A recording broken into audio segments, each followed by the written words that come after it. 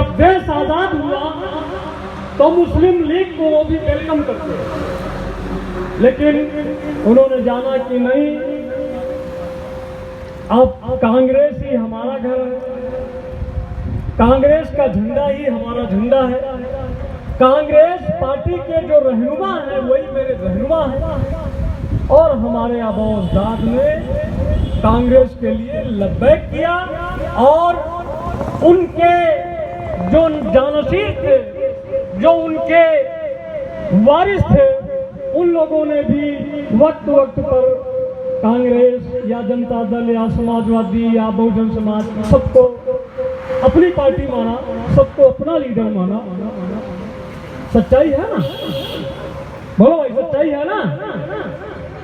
मेरे ख्याल से अगर ये लोग वफादारी निभाते तो यहाँ MIM की जरूरत होती नहीं होती। जिस तरह से हमने मुस्लिम लीग को नजरअंदाज किया तो हम MIM को भी नजरअंदाज करते, इसलिए कि हमारा जो मरहला है, हमारे जो मसले मसाइल हैं वो हल करने वाले ईमानदारी से हमारे साथ हैं, इसलिए हमें किसी और की जरूरत नहीं है। भाई मैं चाहूंगा कि आप लोग हाँ या ना करते रहें, मैं समझूंगा तभी मैं आपकी समझ में आ रहा है। हालांकि मैं आपको समझा नहीं सकता, इतना काबिल मैं नहीं हूँ, लेकिन फिर भी मैं कोशिश करूंगा कि जो बातें आपसे छूटी हो, आपके जहन में ना हो, मैं उसे जहन साजी करूँ।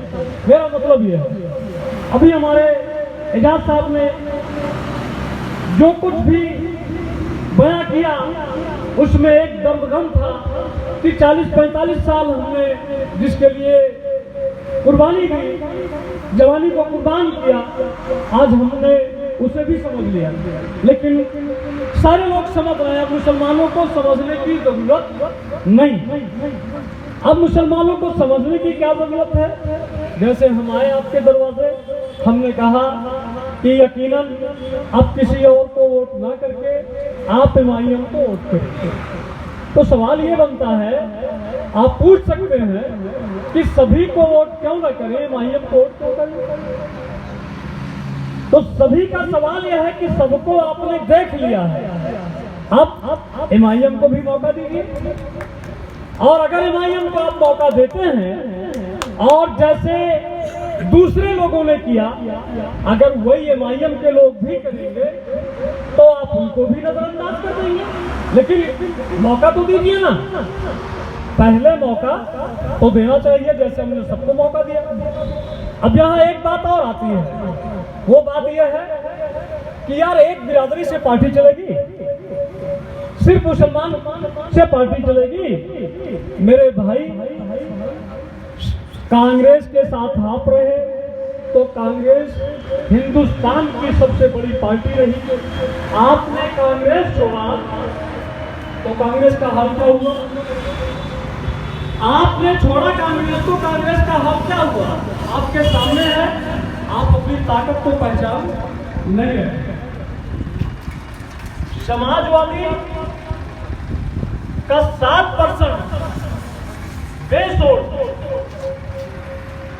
4 बार CM बाप बेटे मिल के रहे।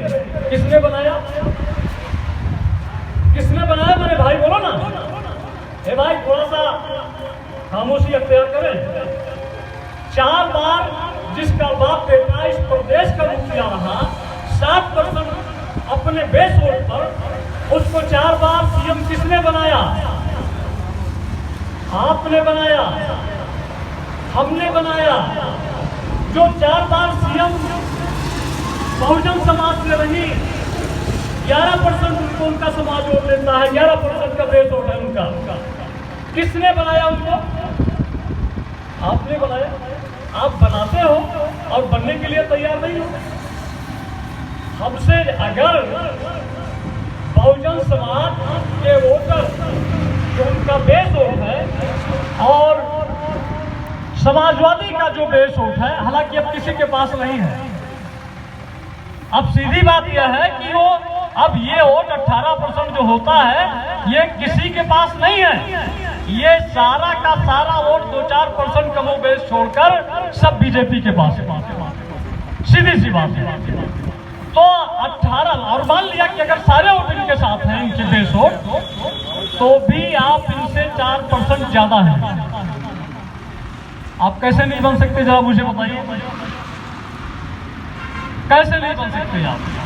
अगर हमको समाजवादी भी वोट न दे, समाजवादी के जो बेस वोट हैं वो भी मुझे ना मिले, जो बहुजन समाज के बेस वोट हैं वो भी मुझे ना मिले, तो अगर मेरा 22% वोट इकट्ठा होता है तो यकीनन हम अगर सरकार नहीं बना सकते तो सरकार में मुदाखलत कर सकते हैं। याद रखिए, और जो मुदाखलत करता है उसी की आवाज को पहचाना जाता है। जब तक बच्चा रोता नहीं है, माँ उसे दूध पिलाने के लिए उसको वक्त नहीं मिलता है। अभी थोड़ा सा ये काम, अभी थोड़ा सा ये काम, अभी थोड़ा सा ये काम।